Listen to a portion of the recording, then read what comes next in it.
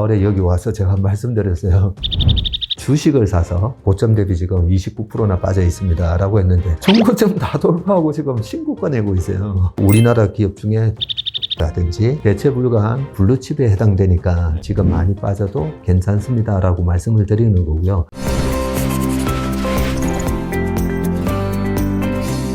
자동차는 좀 더 다뤄보려고 하는데 현대차, 기아, 사실 이 두 회사가 미국 시장에서 그래도 꽤 전기차 전환을 성공적으로 다른 기존의 완성차 메이커보단 좀 앞서 나가고 있는데, 물론 이제 작년에 IRA 수혜 대상에서 소외되는 측면이 있어가지고 이제 주가는 저 부진했었다가 최근에 실적을 베이스로 오르고 있지 않습니까? 이 아무래도 애플카 기대감 뭐 이런 것 때문에 작년 이전에 과거에 주가 슈팅했던 기억이 있어가지고 그것 때문에 또 일단 수급적 측면에서는 좀 위에 매물대가 있다 보니까 좀 부담이 될 것 같은데, 전고점까지는 또 어렵겠지만 높은 레벨로 좀 안착을 할 수 있을지, 이번에 현대차 기준으로 20만 원 중반대, 그리고 기아 기준으로 좀 이제 9만 원 위로 좀 노려볼 수 있을지, 뭐 어떻게 보시나요? 연내 좀 돌파 가능할까요? 근데 현대차가 지난번 28만 원까지 갔었다가 이번에 15만 원 갔다가 지금 20만 원 다시 회복하고, 이번에 굉장히 중요한 그 발표가 하나 있었잖아요. 분기 배당을 하겠다고. 그리고 배당 성량을 그래도 25%는 가져가겠다. 네. 25% 너무 낮은 거 아닌가 했는데 자사주 매입을 또 하겠다. 그리고 기아차에서도 봤지만 자사주를 또 소각을 하겠다. 제가 재작년부터 현대 기아차에 대해서 신문을 볼 때마다 느끼는 게 정의선 회장 체제가 되고 난 이후로 현대 기아차가 되게 좀 세련돼지고 있네? 이런 제가 얘기를 많이 했었잖아요. 그리고 미래 산업에 대한 준비, 로봇도 하고 있고 뭐 이것저것 되게 많이 하더라고요, 보니까.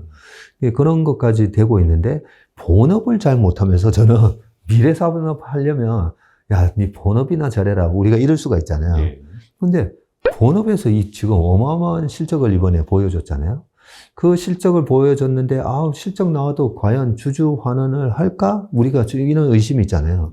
근데 보니까 야, 완전히 현대 기아차를 글로벌 스탠다드에 맞는 그런 운영을 하겠다는 거잖아요. 그런 면에 있어서 되게 박수를 좀 쳐드리고 싶고, 그러면 현대기아차가, 기아도 보면 PBR이 1배가 이제 넘었을 때가 있었고요.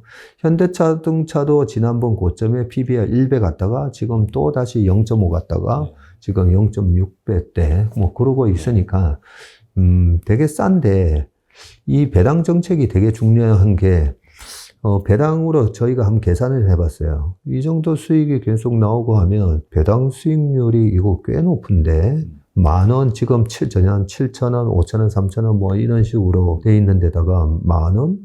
이렇게 가면 만원 정도 받으면 20만 원에 만원이면 5%잖아요. 그리고 현대차 EUV 같은 경우에는 아니 11만 원인데 만 원을 주면 이게 도대체 얼마예요? 9% 얼마? 그러면 배당 이자와 배당 소득세가 2천만 원이 넘어가도 세금 한 40% 내도, 한 9%에서 40% 내도 여전히 굉장히 매력적인 거죠.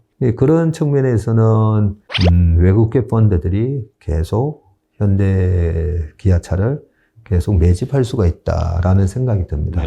그런 측면 때문에 주가가 쉽사리 여기서 잘 빠질 것 같지는 않았습니다. SG증권의 이 파생 CFD 계좌 청산과 함께 주가 조작의 뭔가 좀 사태로 좀 번지고 있는 상황이 있어, 이 SG증권 사태에 엮인 주가 조작이 만약에 사실로 드러난다면 어떻게 보면 고수익을 약속하는 이 모임에 가입을 해서 납입을 한 것 자체가 좀 이 문제가 되는 상황인데, 사실 이 주변에서 보시면 너무 주식 리딩방이라든지 이런 거 너무 많이 있지 않습니까? 개인 투자분들이 이제 아무래도 수익률 욕심을 내다 보니까 이런 유혹에 계속 노출이 되어 있는데, 대표님은 보통 이제 어떻게 좀 이런 유혹에 좀 대처하라고 권유를 하시는지 궁금합니다.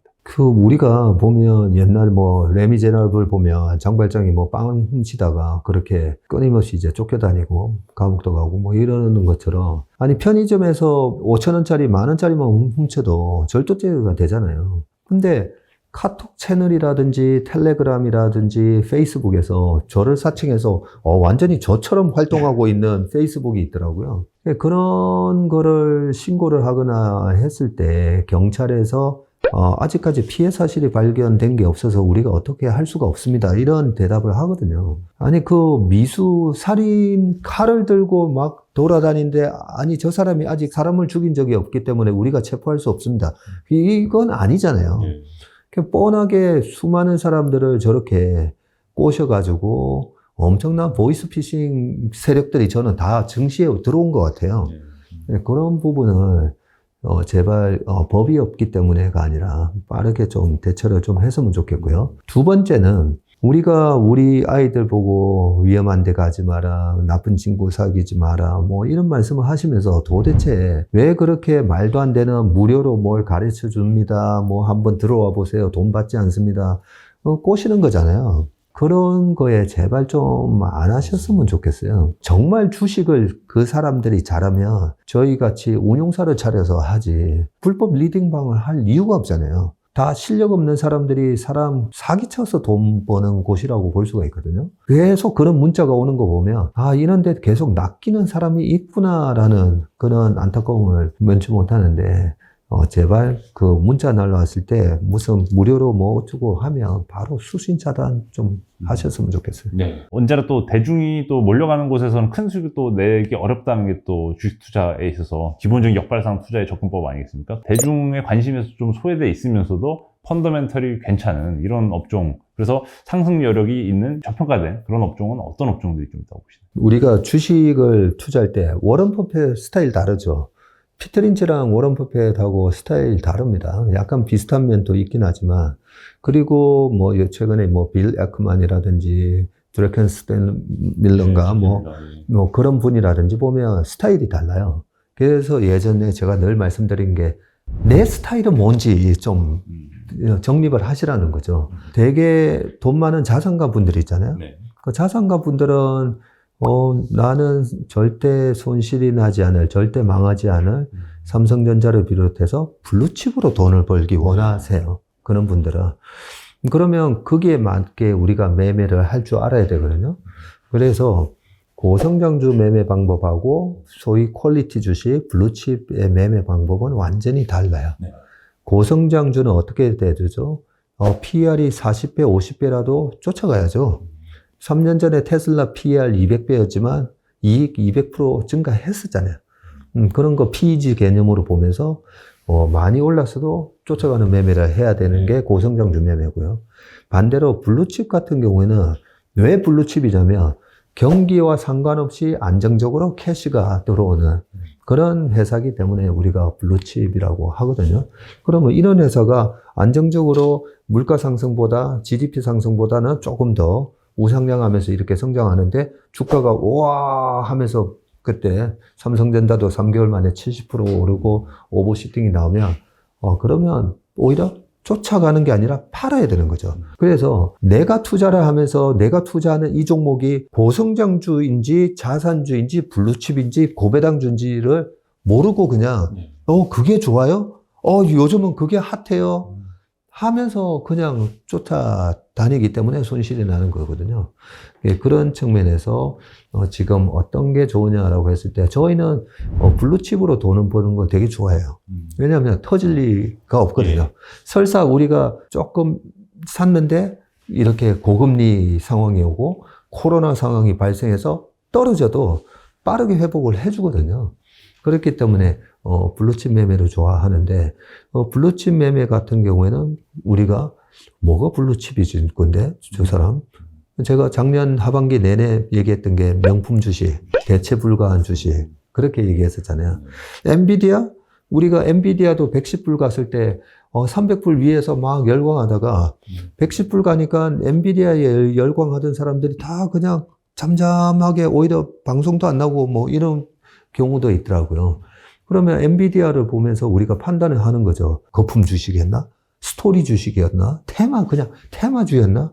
테마주 아니잖아요. 테마주라고 보기는 어렵죠. 왜 무슨 테마주예요? GPU 부분에 있어서 뭐 완전히 독보적인 그런 회사잖아요. 성숙기가 혹시 지나고 있나? 무슨 성숙기가 지나요? 이제 AI 본격적으로 인공지능 시대가 도래하는데 그럼에도 불구하고 300불에서 100불 갔으면 사야 되는 거잖아요.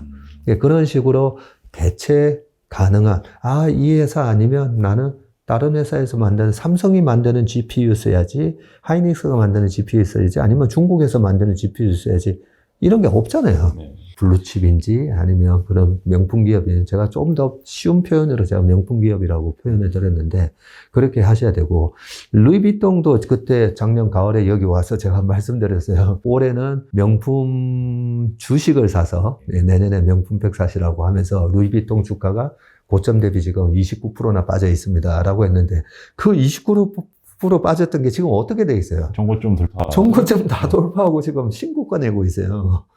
저점 대비 지금 70% 올라가 있거든요. 그러면 1,000만 원, 뭐 2,000만 원 주고 샀으면 70%면 그죠? 1,400만 원 벌어서 진짜 명품백 하나 살 수 있잖아요.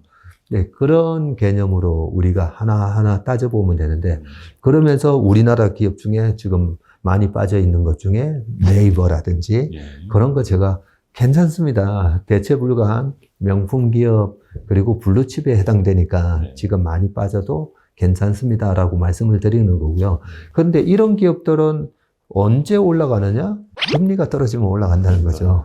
그리고 무슨 경제가 리세션이 진짜 온다 해도 2020년 코로나 같은 상황에도 강하게 올라가잖아요. 왜냐면 집에 틀어박혀가지고 또 뭐 예. 전자상거래로 뭐 시키고 이럴 거니까.